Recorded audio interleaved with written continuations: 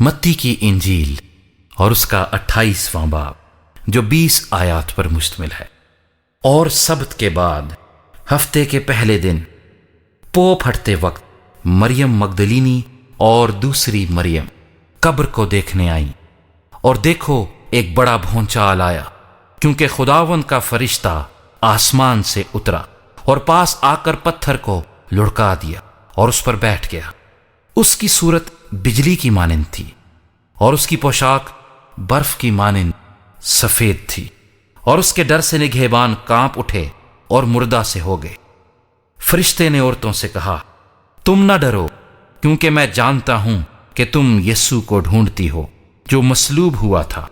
وہ یہاں نہیں ہے، کیونکہ اپنے کہنے کے مطابق جی اٹھا ہے۔ آؤ یہ جگہ دیکھو جہاں خداوند پڑا تھا، اور جلد جا کر اس کے شاگردوں سے کہو کہ وہ مردوں میں سے جی اٹھا ہے، اور دیکھو وہ تم سے پہلے گلیل کو جاتا ہے، وہاں تم اسے دیکھو گے۔ دیکھو میں نے تم سے کہہ دیا ہے۔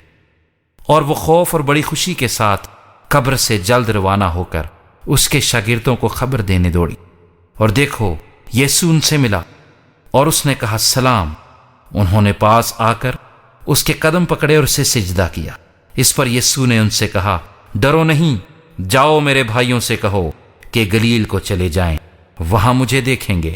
جب وہ جا رہی تھیں تو دیکھو پہرے والوں میں سے بعض نے شہر میں آ کر تمام ماجرا سردار کاہنوں سے بیان کیا، اور انہوں نے بزرگوں کے ساتھ جمع ہو کر مشورہ کیا اور سپاہیوں کو بہت سا روپیہ دے کر کہا، یہ کہہ دینا کہ رات کو جب ہم سو رہے تھے اس کے شاگرد آ کر اسے چرا لے گئے، اور اگر یہ بات حاکم کے کان تک پہنچی تو ہم اسے سمجھا کر تم کو خطرے سے بچا لیں گے۔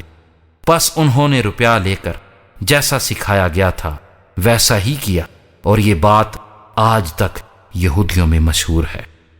اور 11 شاگرد گلیل کے اس پہاڑ پر گئے جو یسوع نے ان کے لیے مقرر کیا تھا، اور انہوں نے اسے دیکھ کر سجدہ کیا، مگر بعض نے شک کیا۔